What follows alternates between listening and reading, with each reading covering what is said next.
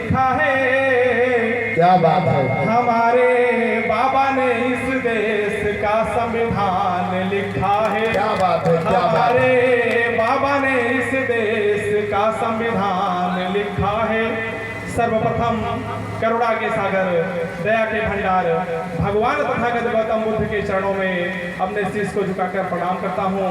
तत्पश्चात गूंगों को जबान देने वाले, बहरों को कान देने वाले, शूद्रों दलितों महिलाओं को मान सम्मान स्वाभिमान एवं हक अधिकार देने वाले, धर्म में व्याप्त कुरीतियों की प्रथाओं के कारण क्लासरूम के बाहर बैठकर पढ़ने वाले 32 डिग्री 9 भाषाओं के महाज्ञानी, Bharat Ratna, Bodhisattva, symbol of knowledge, संविधान निर्माता परम पूज्य डॉक्टर बाबा साहब भीमराव अम्बेडकर जी के चरणों में अपने शीश को झुकाकर प्रणाम करता हूं और उनकी जयंती की आप सभी लोगों को हार्दिक बधाई और शुभकामनाएं देता हूं और समाज में जन्मे उन तमाम संतों, गुरुओं, महापुरुषों, छत्रपति साहू जी महाराज, महात्मा ज्योतिबा फूले, छत्रपति साहू जी महाराज, संत शिरोमणि गुरु रविदास जी महाराज एवं माता सावित्रीबाई फूले एवं माता रमाबाई फूले के माता रमाबाई अम्बेडकर जी के चरणों में अपने शीश को झुकाकर प्रणाम करता हूँ।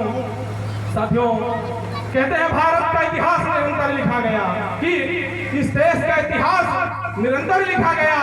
2 बूंद पानी को समंदर लिखा गया।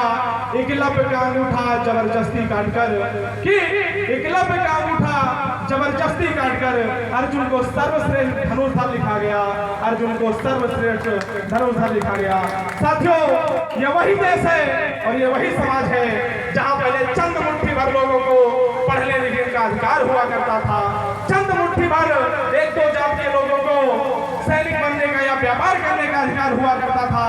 लेकिन माता भीमाबाई की कोख से 1891 में डॉक्टर बाबा साहब अम्बेडकर का जन्म हुआ। साथियों, उस समय हमारा भारत देश अंग्रेजों का गुलाम था। लेकिन साथियों, इस देश में, यह पूरा देश तो अंग्रेजों का गुलाम था, लेकिन इस देश में कुछ लोग गुलामों के भी गुलाम थे। ये कहना है कि इस देश के इनकलाबी बेहिसाब बेलगाम थे, कि इस देश के इनकलाबी बेहिसाब बेलगाम थे। इस देश में शूद्र दलित महिलाएं गुलामों के भी गुलाम थे, गुलामों के भी गुलाम थे। साथियों, ये वही देश था जहां सभी को पढ़ने लिखने का अधिकार नहीं था। लेकिन डॉक्टर बाबा साहब अम्बेडकर ने हमने 4 बच्चे कुर्बान करके हम सभी लोगों को पढ़ने लिखने का अधिकार दिया। हम सभी लोगों को वोट डालने का अधिकार दिया। हम सभी लोगों को मान सम्मान और स्वाभिमान से जीवन जीने का अधिकार दिया। वरना इन धर्म के ठेकेदारों ने तो गले में हांडी और कमर में झाड़ू बंधवाया था। झाड़ू इसलिए बंधवाया था ताकि आप चले तो आपके पैरों के निशान मिट जाएं। गले में हांडी इसलिए बंधवाया था कि आप थूके तो उस हांडी में थूके, जमीन पर ना थूके। साथियों, आज लोग आरक्षण पे बहुत ज्ञान देते हैं, लेकिन मैं पूछना चाहता हूँ कि आरक्षण तो केवल 1950 से लागू है। इस देश में कौन लोग थे जिन्होंने एकलव्य का अंगूठा कटवाया था केवल जाति के आधार पर? किसी को धर्म ने अधिकार दिया, आरक्षण दिया, तो किसी को भारत के संविधान ने। और इतना याद रहे कि भारत के संविधान ने जो आरक्षण दिया है वो खैरात या भीख नहीं है। महात्मा गांधी को जान भीख नहीं दी थी डॉक्टर बाबा साहब अम्बेडकर ने, तब जाकर पूरा पैक्ट साइन किया था। इसलिए जो लोग अभी एक लोग पढ़ के नेता बनते हैं, वो बता रहे थे कि आरक्षण चाहे 75 साल ले लो, चाहे 175 साल, हम नहीं आरक्षण मांगेंगे, और वो भी 10% आरक्षण लेकर बैठे हैं। तो साथियों, और एक बात, अभी आप लोगों ने देखा होगा यूजीसी बिल आया था। साथियों, और भी जो लोग न्यूज देखते हैं वो लोग देखते होंगे कि कहीं दलितों को घोड़ी पर से उतार दिया जाता है, क्या उनके साथ अन्याय अत्याचार होता है।